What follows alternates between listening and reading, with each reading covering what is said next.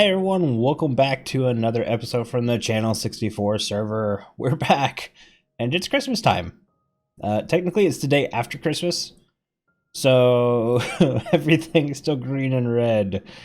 But yet, today I have plans. I actually worked in the creative server a little bit the other day, and I designed a shop for the server. So we're going to be selling our stuff in Spawn Town, and iron will be our big export because, you know, we produce a ton of it. So I'm pretty excited about that. I'm thinking I got the poppy issue finally fixed out of here. I'm hoping, fingers crossed.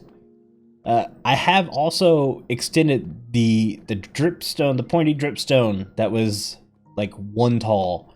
They are all 2 tall now, and I think that looks a lot better. Other little things I've worked on, if you come over here, this is where we had left off.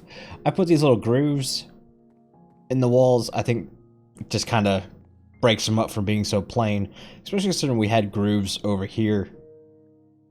You know, just the little things, So yeah, what I need to do though is I need to run to Spawn Town.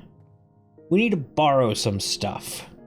Okay, we need to first stop at Aerington's and get all the wheaty goodness. Don't worry, I'm gonna replant. And he also said I could do this, so yeah. Uh-oh. He didn't say I could do that though.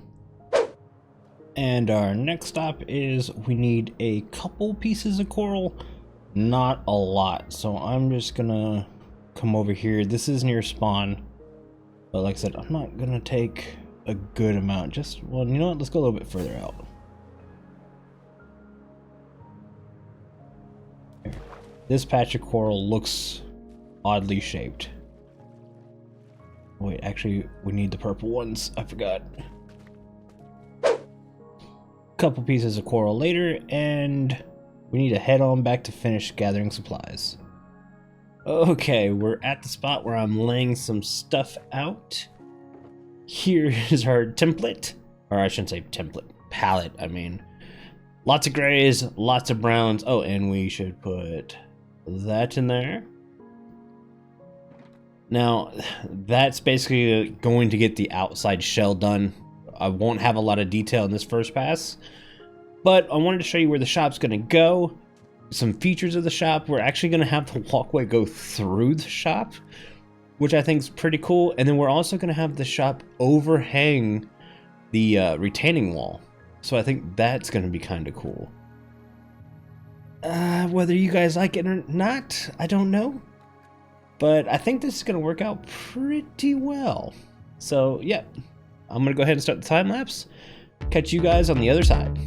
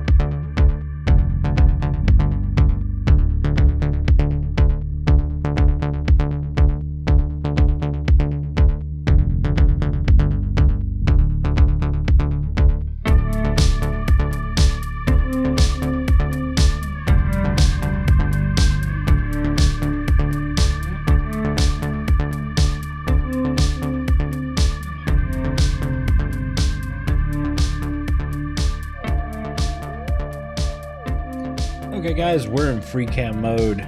That was a bit of a choppy time lapse. I was running out of material. I need to see if I can talk to Loki about getting some more quartz. We didn't have enough to finish the roof. I did go ahead and put the ceiling in though. So, I mean, we just need enough quartz to finish that out, and that's all I have left. I've got basically enough to do 2/3 maybe.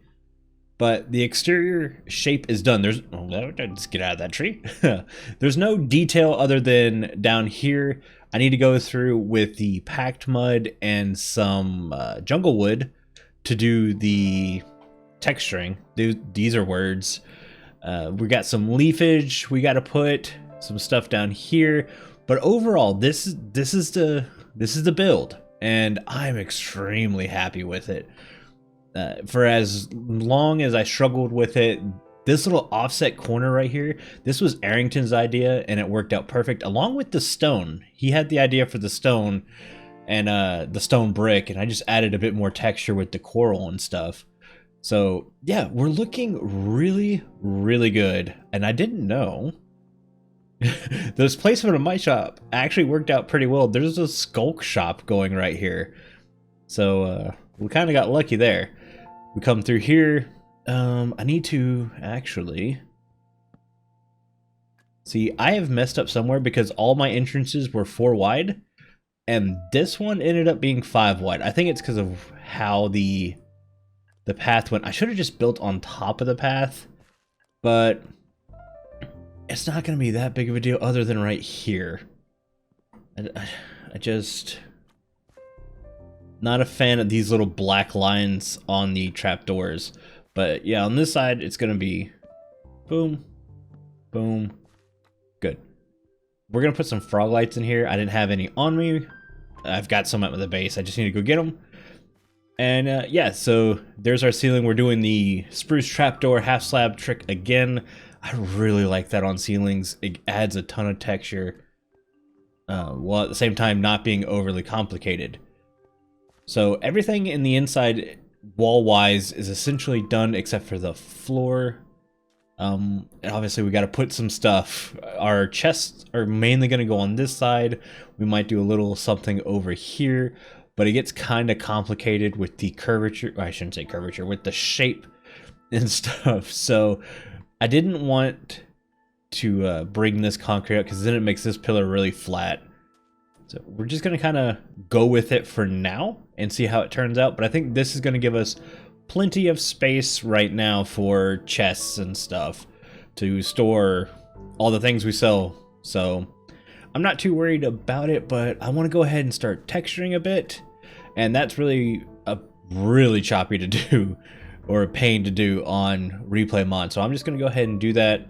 It's just packed mud and jungle wood, so not too much. And then we'll be right back.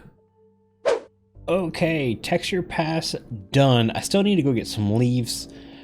Thinking azalea leaves, and I don't have any of those, so I'm gonna have to plant some trees, bone meal them, and shear them. Shouldn't be too bad, but I really wanted to kind of bring you guys back because it's starting to get into grind phase. Let's take a look out front real quick in free cam. You see much better now that we've textured the mud bricks all the way around on the side. Very good. The only thing I'm not liking is, well, one, there's a loud truck behind me, so this side of the building lined up perfectly with that. This side does not. See, we have no pillar on this side. I'm kind of thinking about just creating a fake pillar and kind of doing it that way, just because I think up here seems a little weird. I guess I could just shorten it. I actually need to get rid of that pillar. Yeah, so what I'll do is I'll bring one of these back, switch this out for mud brick. Yeah, no, that'll work.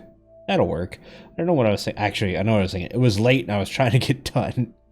So yeah, the exterior is textured minus some leaves, and I need to start on the inside. Now, some of the things I'm considering is getting rid of the path once you come inside. So obviously the path is leading into the shop, but when you're in the shop, get rid of the path so we don't have this like front and back divided room. It's just one full room. I think that's better. So I'm going to go with that. I just don't know what to do. Right now I'm leaning stone brick, andesite, so we can bring in some of the gray we use down here. You know what? That actually would be really nice. And I probably should texture the interior too. I haven't done that yet. Yeah, so that's what I'm gonna do. I'm gonna go ahead, do the flooring, get some leaves, texture the interior, and we'll be back. Okay guys, I think we are finished. This is a bit of a bigger jump cut. There was a cut in between this, but I decided to kind of get it out, remove it because of time and stuff. But yeah, interior is done. I was really happy, or I say was, I am really happy with how this turned out. So the path's coming through, but we technically keep the path in the shop. We just kind of made it look like the floor has been worn down a bit walking through, and we're just basically using smooth deep slate, or what's it actually called? Just deep slate. Just have it facing upwards like this, and then when we go to do the path, we turn it on its side, and then we add some cobbled, and yeah, turns out pretty good. I was talking to Aerington, made these upright shelves to store our stuff. So we've got string, we've got spider eyes, we've got wither roses, and we have iron blocks, the new thing. Everything's basically a diamond here. This is the diamond store. Americans understand the dollar store. This is basically a diamond store. I also had this stuff laying around as extra gear from when I was trading with my villagers, so I threw that in there. It'd be good, I guess, in case somebody dies or something and they don't want to waste diamonds remaking the gear. They can spend a diamond and buy leftover gear. I probably won't replenish that as much. It's just I had it sitting around, so I figured, yeah, I might as well throw it in there. And we have little things where if we wanted to expand, we can expand into this, or like I said, we build an upper section. Over here we kind of have the the little coffee station or whatever. I'm not selling potions or anything like that. This is basically all for show. And over here we have a little couch, so you can watch the shuttle launch, which I thought's pretty cool. One of the things I wanted to talk about was these lights. I really like these lights, and one of the design aspects I wanted to go with is basically playing with vertical and horizontal lines. I did that a lot in this build. So inside, it's primarily vertical lines. We have a couple horizontal lines, but primary vertical lines. So I put the vertical lights here, and on the outside, if we free cam, it's mainly horizontal lines. So the light design wouldn't work here, except for on this front area, where it's back to primarily vertical lines. And that's a little technique I used in this one. I'm hoping something like that could help other people in design. So yeah, but the shop is done, and well, I say done. The exterior is not done, but I'm kind of waiting on talking to my soon-to-be neighbors on how we want to do the terrain around here. So yeah, I guess we're just kind of wait on that for now, and let's head back to the base. Okay, back at the base, and I've been doing a little digging. So we're gonna. What is that? Oh, it's just an armored skeleton. Yeah, we're gonna be working upstairs. So I've done a little digging over this way, right here. And this is where we're gonna put our mud farm, our what's it called? Lichen farm. Jeez, I don't know. I keep forgetting what lichen's called. So yeah, we'll probably put the mud farm over here, the lichen farm over here, and then something else over here. Maybe storage for both. Well, no, because I'm building relatively small farms. These are like the bone meal accessible farms, not really massive industrial grade things. So I'll have to think of something else that kind of fits in this little area.